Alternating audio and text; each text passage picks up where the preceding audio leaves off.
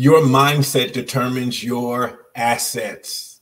Your mindset determines your assets. Welcome to the Daily Genius. I'm Dr. Will. Super excited that you're here inside Genius Nation with us today. Listen, we've been talking about developing a millionaire mindset. So if you joined us on yesterday was part one. Today is part two, developing a millionaire mindset. And as we were closing out yesterday, I was talking to you about how there's not a wealth gap, there's an information gap. And if you get the information, you close the gap. And so last night, as I was thinking about this and thinking about part two and what I wanted to share with you, my mindset has been shaped by my experiences and my exposure. And so I wanted to share that with you because I've had some unique experiences. I've lived in 5 different countries, and I visited over 50 countries in my lifetime. And these experiences have shaped me as it relates to building wealth, as it relates to money, as it relates to material things. And so I wanted to share it with you, some of these experiences that I've had and how they shape my mind and why I think the way I think. So let me share this with you real quick. So as I said, I lived in Germany for 15 years. And in Germany, the police cars, if you see here, the police cars are BMWs. As you know that the BMW, it's made in Germany. So police cars are BMWs and the taxis are Mercedes-Benz. So growing up in the United States, man, when you would see a BMW or you would see a Mercedes, you would think, oh man, look at that luxury car, look at that car, right?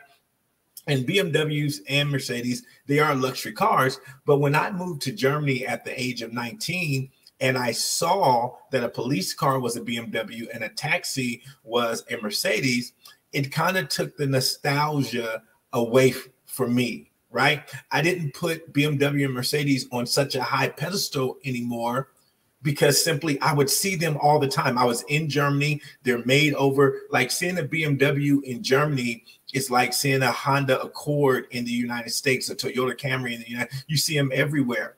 Now, BMWs are great cars. I drive a BMW today. I've had a BMW since living in Germany almost every year of my life. That's what we've driven, BMW. So they're good cars, but I don't get the BMW for stature. I get the BMW because that's just what we're used to. That's the car we've had for 15 years living over in Germany. So even when you look at the commercials here in the United States, when it talks about the BMW, it talks about luxury, right? But in Germany, the tagline is, it's the ultimate driving machine. That's why the police use it. That's why farmers use it. Like I had a landlord over in Germany who was a farmer, and he would hitch his tractor to the BMW and pull the tractor with his BMW. I was like, what? You're taking your BMW through the mud? But for them, they have a different mindset about the BMW. It's a great engineered car from Germany, and you know it could take a licking and keep on ticking. So they think about the BMW totally different than we do here in America, right?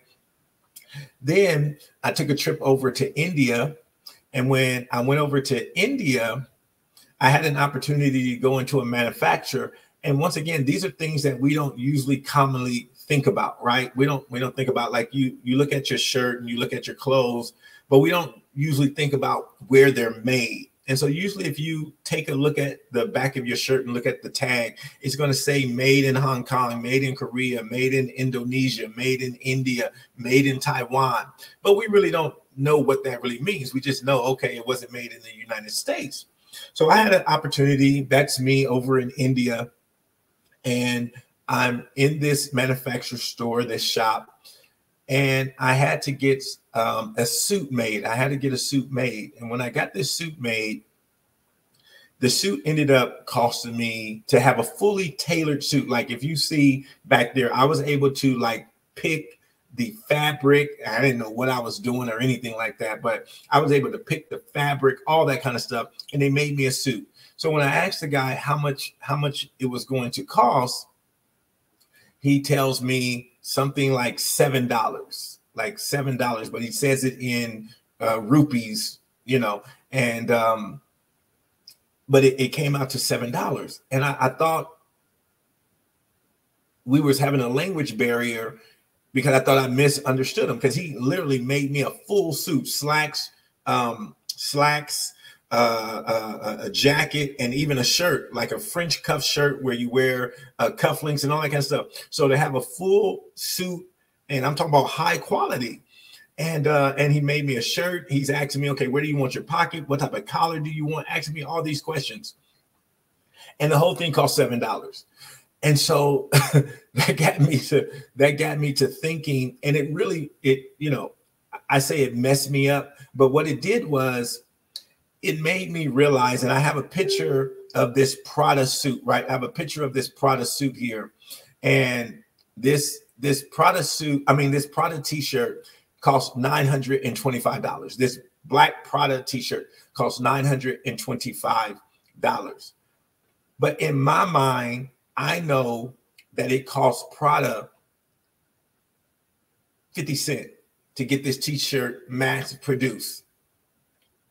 And so when I come back to America and I'm shopping, I always have that in the back of my mind, that no matter what it is, no matter what the brand is, that, man, they paid 50 cents to get this made. They paid $1 to get this made. And now they're charging me $925 for this t-shirt. That's always in the back of my mind. I'm always thinking about that. So it's shaped how I think about stuff, how I think about what we call here in America luxury brands and all that kind of stuff. And this is not about not buying luxury brands or anything like that.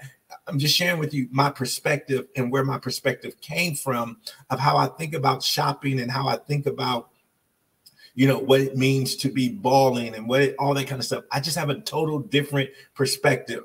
And then I went over to Switzerland, and then I learned about watches. And so once again, here in America, growing up, listening to hip hop, you know, the number one watch that they would talk about was the Rolex. But then I went over to Switzerland and I went into a watch shop, and I asked them to show me some of their best watches, some of their most expensive watches. Right.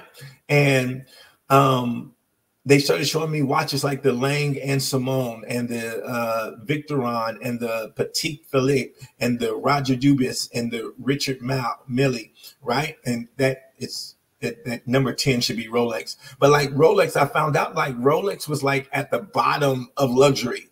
Like when you really started getting into watches, luxury watches, like Rolex was at the bottom of the luxury watches. It wasn't number one as it's portrayed in the United States, right? And so once again, this has given me a total different perspective, because in America, we associate certain things with wealth and we associate certain things with money. But when you really start to peel back the onion and look at it, you know, is the Rolex watch better than, you know, this watch or that watch? Is the Prada t-shirt better than the $10 t-shirt you can go buy at Target?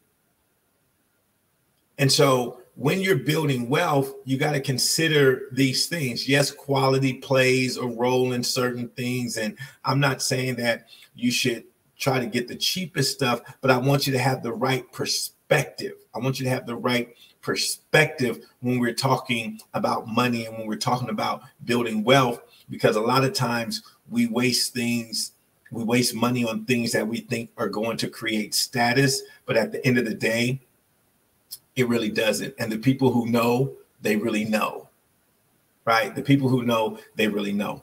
So yesterday, when we were talking about developing the millionaire mindset, I shared with you this scripture that says, as a man thinketh, so is he. As a man thinketh, so is he. And I shared that really becoming a millionaire or just going to the next level in your finances, it really does deal with your mindset.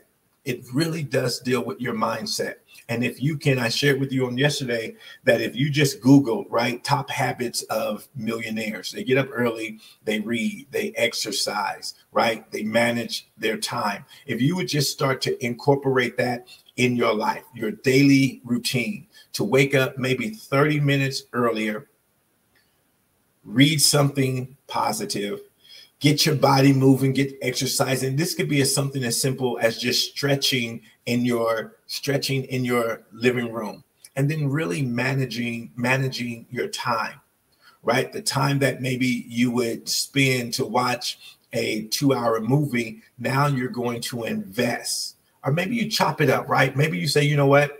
I'm going to watch 45 minutes of this movie, but I'm also going to read today for 45 minutes. And so I'm not just going to sit down for 2 hours, 3 hours and watch a movie. I'm going to chop it up, right? I'm going to chop it up. I'm going to entertain myself a little bit, just got off of work, need to power down. So I'm going to entertain myself. But not only am I going to entertain myself, I'm going to empower myself.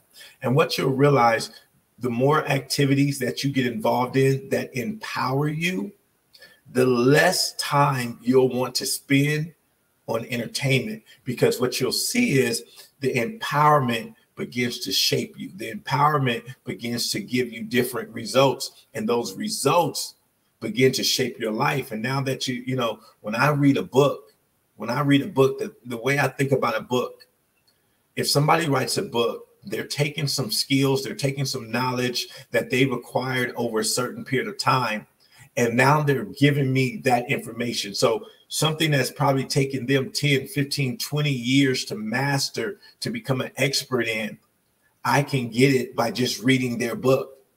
That's empowering to me. That's empowering to me. That allows me to, I don't have to take 20 years to learn what they learn. I could pay $20 and get their information. And so now when I read a book, I not only have my experiences and my knowledge, but I also have their experiences and their knowledge.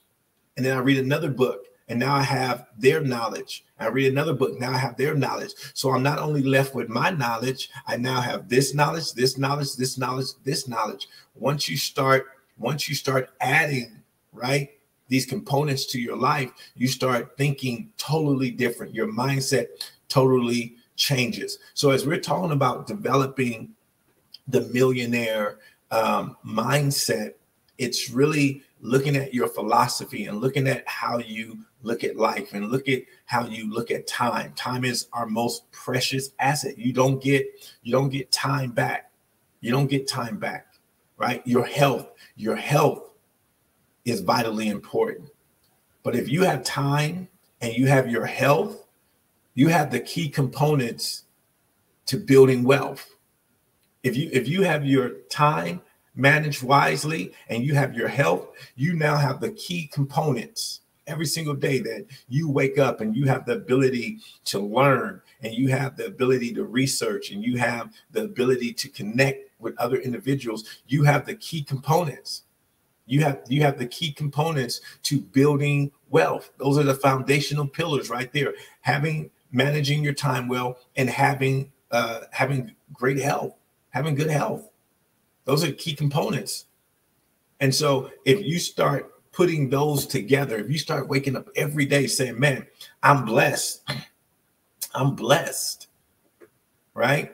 I remember my grandmother, she used to tell me to always be thankful. And if you ever come to a point where you don't think you have anything to be thankful for, she would always say, just start at the crown of your head and go all the way down to the soles of your feet, and you'll start to see how much you have to be thankful for. And she would say things like, if you start off the crown of your head and you thank God for giving you your right mind, and you thank God for eyesight, and you thank God for the ability to hear, and the ability to smell, and the ability to taste and the ability to speak, and you have your teeth, so you have the ability to chew. You have your neck, and you have the ability to turn. You have your shoulders, you have the ability to carry things. And she said, if you just go all the way down from the crown of your head to the soles of your feet, you'll find out that you have so much to be grateful for, that you have so much to be thankful for, and this will put you in such a place of gratitude, right? So every morning, just being thankful that you can do simple things like dress yourself, that you can tie your own shoestrings, that you can fix you something, to eat, that you have something to eat, that you have a roof over your head. Just those little simple things, right, that we just usually take for granted. If you would start to show gratitude for just the little things in life, you know, the ability to read, the ability to write. There's many people that are on this planet that don't know how to read, that don't know how to write. The fact that you know how to read and write, the fact that you know how to type, you have all the ingredients to build wealth. You have all the ingredients to build wealth. But if you don't have this mindset, then you'll waste the opportunity. You'll waste the opportunity. And so I don't want any of you to waste the opportunity as it relates to building wealth and developing the millionaire mindset. Start to manage your time wisely. Start to be grateful for the things that you do have. And as you begin to be grateful for the things that you do have, and as you begin to manage your time and do those habits, if you wake up a little bit earlier, read something informative and positive, right? Read something that feeds your soul. Then do a little exercise, and learn how to manage your time.